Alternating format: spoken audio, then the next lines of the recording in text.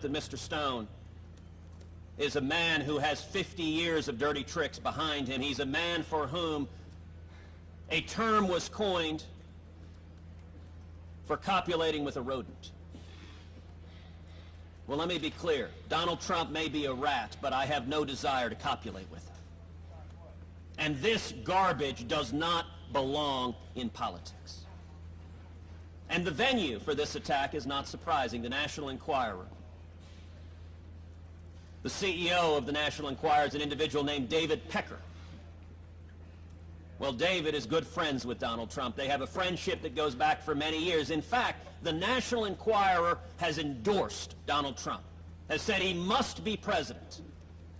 And so Donald, when he's losing, when he's scared, when Republicans are uniting against him, decides to peddle sleaze and slime. You know, Donald is fond of giving people nicknames.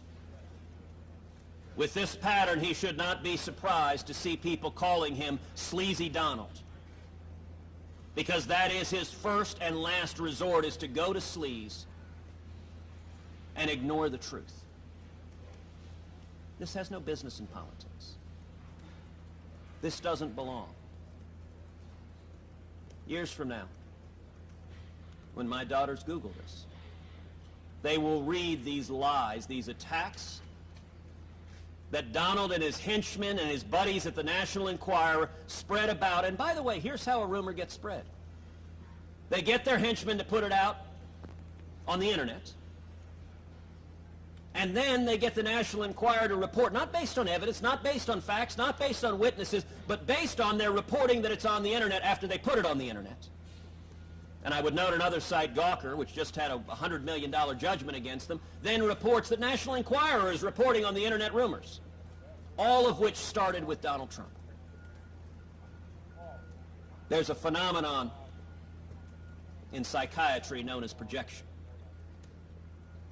Donald Trump will soon be the textbook entry for that phenomenon.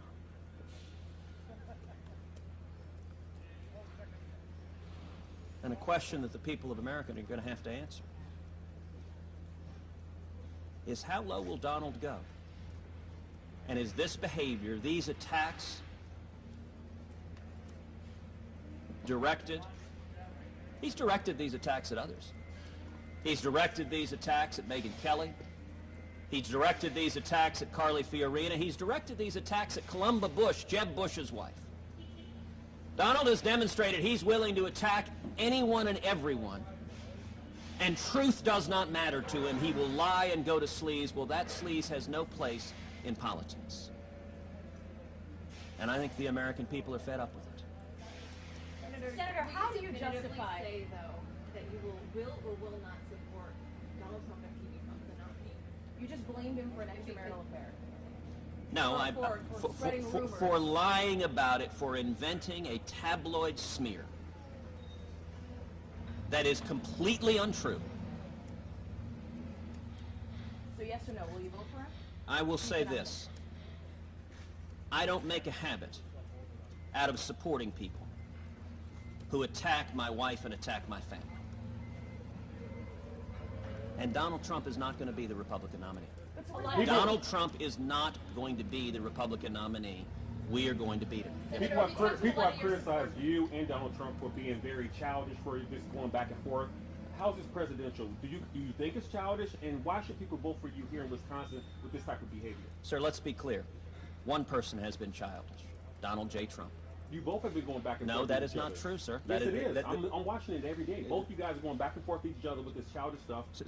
Sir, I understand in the media that the game the media wants to play is when Donald attacks my family to say everyone is guilty. I have never once attacked any member of Donald's family. I do not intend to.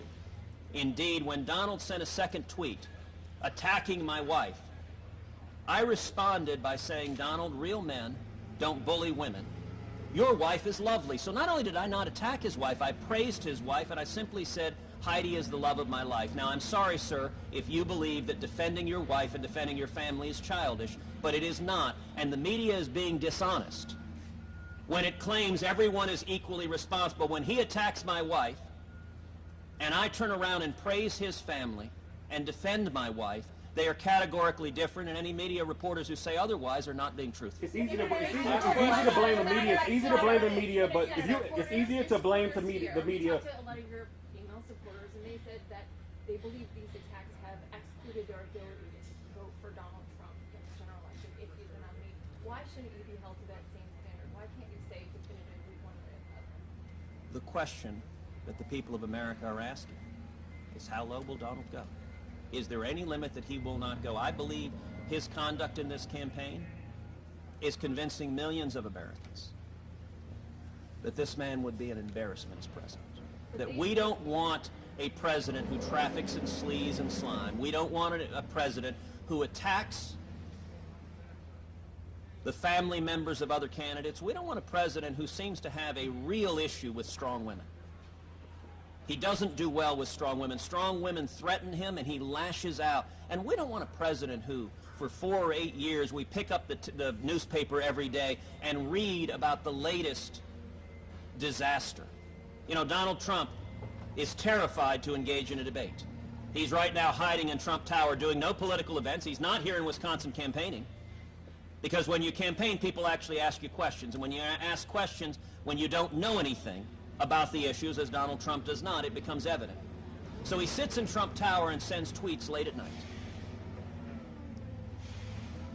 Well, this is a dangerous world.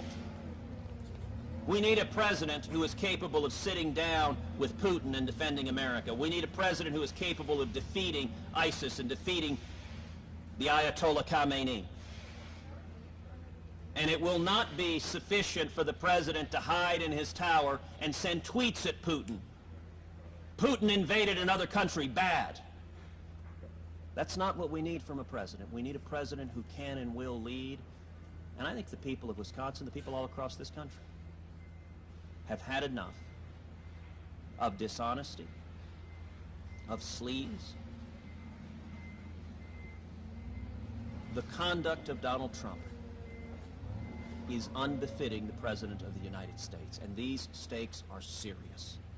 America is in crisis right now, and we need a leader who brings us together, who defends who we are as Americans, who defends our values, and who stands and fights for jobs. I would note, Donald Trump is not talking about jobs. He's not talking about bringing manufacturing jobs back to Wisconsin. He's not talking about raising wages. Instead, he's just tweeting attacks at women and family members when he feels threatened. We need a president who is fighting for the people of America and not battling his personal demons on Twitter. Senator, have